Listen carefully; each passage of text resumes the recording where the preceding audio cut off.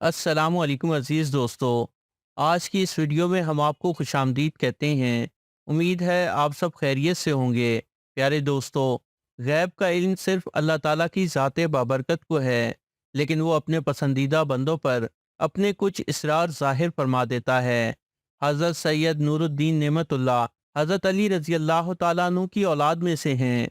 आप सादात हुसैनी हैं और आप ईरान के शहर करामान में 4 रबीउल अव्वल 1741 हिजरी में पैदा हुए। आपने अपनी मशहूर ज़माना किताब फारसी में लिखी और उर्दू में इस किताब का नाम हज़रत नेमतुल्लाह शाह वलीउल्लाह की 850 साला पेशन गोइयाँ हैं। इस किताब में आपकी बयान की गई पेशन गोइयाँ हर्फ ब हर्फ सही साबित हुई हैं। और इस वीडियो में हम आप रहमतुल्लाह अलैह की पाकिस्तान के बारे में की गई पेशन गोइयों के बारे में जानने की कोशिश करेंगे। सिखों के रूहानी पेशवा बाबा गुरु नानक के बारे में आप अपने अशार में ऐसे जिक्र फरमाते हैं, जिसका तर्जमा ये है, उसका नाम नानक होगा, बहुत से लोग उसकी तरफ रुजू करेंगे। ये बेनियाजा फकीर का बाजार गर्म होगा और उसका खूब चर्चा होगा। और इसके बाद फरमाते हैं, मुल्क पंजाब के दरमियानी हिस्से में इसकी बड़ी शोहरत होगी, सिख कौम इसकी मुरीद होगी और वो उनके पीर के तौर पर नुमाया होगा। प्यारे दोस्तों, बाबा गुरु नानक 1441 में पैदा हुए और 1548 में उनका इंतकाल हुआ। सिख कौम मुसलमानों पर बहुत जुल्म करेगी। ये जुल्म ज्यादती 40 साल तक उनमें जाहिर होती रहेगी और इसके बाद तमाम ईसाई मुल्क हिंदुस्तान पर कब्जा कर लेंगे और 100 साल तक उनका हुक्म हिंदुस्तान पर चलता रहेगा। और हज़रत नेमतुल्लाह शाह वलीउल्लाह मजीद फरमाते हैं कि जब अहले हिंद पर जुल्म और अदावत की ज्यादती हो जाएगी तो ईसाइयों की तरफ से दीन और मजहब को बहुत नुकसान पहुंचेगा। नाज़रीन, जब ये वक्त ज़ाहिर हुआ तो हिंदुस्तान के हुक्मरान लॉर्ड कर्जन ने ये पेशन गोई इस वजह से कानूनन ममनू करार दे दी और इसकी इशाअत और प्रचार पर पाबंदी लगा दी कि ये कैसे हो सकता है कि अंग्रेजों की हुकूमत हिंदुस्तान पर सिर्फ 100 साल तक कायम रहे। अंग्रेजों ने दीन इस्लाम में फितना पैदा करने के लिए मुसलमानों के अंदर मिर्जाइयों और कादियानियों का बीज बोया, जिससे दीन इस्लाम को नाकाबिले तलाफी नुकसान पहुंचा और बहुत सारे मुसलमान गुमराह और मुर्तद हो गए। इसके बाद आप फरमाते हैं कि अगरचे अंग्रेज हिंदुस्तान को ही छोड़ जाएंगे, लेकिन अपने मगर वो लोगों में एक जानलेवा झगड़ा छोड़ जाएंगे।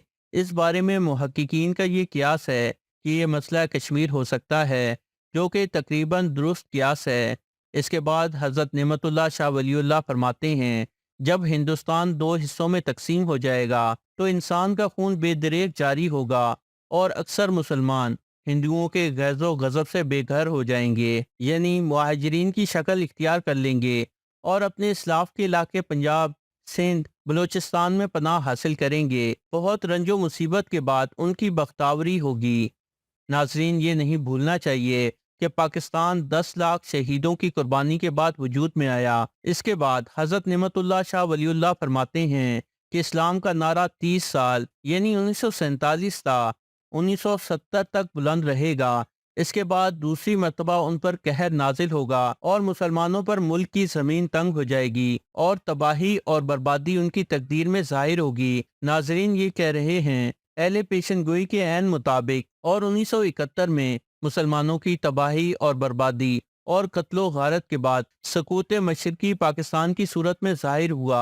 और इसके बाद हज़रत नेमतुल्लाह शाह वलीउल्लाह फरमाते हैं, उनकी जिल्लत के बाद अल्लाह ताला की रहमत और नुसरत से उनके लिए पड़ोसी ममालिक से इमदाद ज़ाहिर होगी। लश्कर शुमाल की जानिब से मदद को आएगा। ईरान यानी फारस वाले और तुर्की यानी उस्मान वाले भी मददगार साबित होंगे। कामयाबी के ये तमाम असबाब हज के बाद ज़ाहिर होंगे। मुसलमानों को गैब से मदद और नुसरत आन पहुंचेगी और इस तरह अल्लाह ताला अपनी कुदरत से मलगूब को गालिब कर देगा और मुसलमान फातेह और कामरान होंगे। इसके बाद आप मजीद फरमाते हैं, लोगों में नमाज, रोज़ा, हज और फितराना अदा करने का शौक कम होगा। ये अमाल मुसलमानों के दिलों पर बोझ की तरह ज़ाहिर होंगे।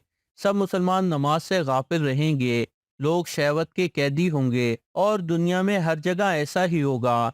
इसके बाद आप मजीद फरमाते हैं कि मुहर्रम के महीने में मुसलमानों के पास हथियार आ जाएंगे और मुसलमान उस वक्त जाहिराना कदम उठाएंगे اور اس کے بعد ہندوستان کے ملک میں ایک سورج ظاہر ہوگا اور اس مشرکانہ زمین پر فتنہ اور فساد برپا ہوگا۔ اس وقت مسلمانوں کی مدد کے لیے شمال مشرق کی طرف سے فتح حاصل کرنے کے لیے غائبانہ مدد آئے گی۔ جنگی ہتھیاروں سے لیس جنگی کارروائیوں کے ماہر لشکر آئیں گے، جس سے مسلمانوں کو زبردست امداد اور بے حساب تقویت ملے گی۔ ترکی، ایران اور مشرق وسطیٰ بھی امداد کے جذبے سے دیوانہ وار آئیں گے۔ پہاڑوں، بیابانوں اور صحراؤں کے ارباب بھی آئیں گے اور آگ کا سیلاب ہر طرف رواں دواں ہوگا۔ چترال، ناگا پربت، چین اور ساتھ گلگت کا علاقہ مل کر تبت کا علاقہ میدان جنگ بن جائے گا۔ ترکی، چین اور ایران والے باہم یکجا ہو جائیں گے۔ یہ سب تمام ہندوستان کو غازیانہ طور پر فتح کریں گے اور چینٹیوں اور مکڑیوں کی طرح راتوں رات غلبہ حاصل کر لیں گے۔ میں قسم کھاتا ہوں اللہ تعالیٰ کی کہ مسلمان فتح حاصل کریں گے، اور فرماتے ہیں کہ اہل کابل بھی کافروں کے قتل کے لیے نکلیں گے اور کافر ان کے خوف سے دائیں بائیں بہانہ سازی کریں گے۔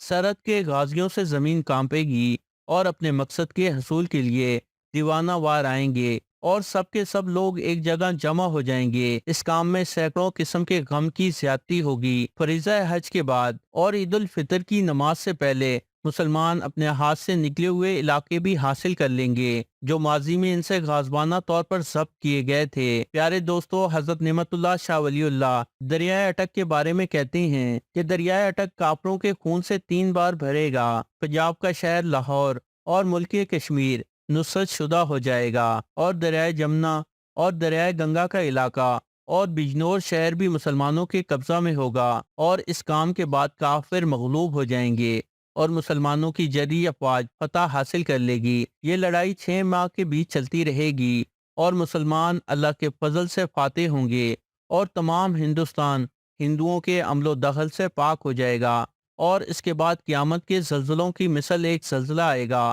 یہ زلزلہ ہندوستان اور سندھ میں قہر بن کر نمودار ہوگا، اور ہندوستان کی طرف مغرب میں تیسری جنگ عظیم کی شروعات ہو جائے گی۔ روس بھی چین کے قہر و غضب سے تباہ ہو جائے گا، اور انگلستان کا ایک نقطہ بھی باقی نہیں رہے گا۔ اور اس کے بعد حج کے دنوں میں امام مہدی علیہ السلام ظاہر ہوں گے، اور اس کے بعد اصفہان شہر سے دجال ظاہر ہوگا، اور اس کو قتل کرنے کے لیے حضرت عیسیٰ علیہ السلام تشریف لائیں گے۔ اور اس کے آخر میں حضرت نعمت اللہ شاہ ولی اللہ فرماتے ہیں، اے نعمت اللہ شاہ، خاموش ہو جا، رب کے رازوں کو ظاہر نہیں کر۔ پیارے دوستو، حضرت نعمت اللہ شاہ ولی اللہ کی یہ تمام پیشن گوئیاں اب تک تقریباً درست ثابت ہوئی ہیں۔ ہندوستان اور پاکستان پر انگریزوں کے قبضے سے لے کر سقوط ڈھاکہ اور مشرقی پاکستان کے ٹوٹنے تک آپ کی تمام پیشن گوئیاں ہی درست ثابت ہوئی ہیں، اور موجودہ دور کے حالات میں آپ کی آنے والی پیشن گوئیوں کے ظہور کی طرف لے جا رہے ہیں۔ ویڈیو اچھی لگی ہو تو اسے لائک اور شیئر کیجیے۔ مزید اچھی ویڈیوز کے لیے ہمارے چینل کو سبسکرائب کریں۔ اللہ سے دعا ہے کہ اللہ ہمیں نیک اعمال کرنے کی توفیق عطا فرمائے اور ہم سب کا خاتمہ ایمان پر فرمائے۔ آمین۔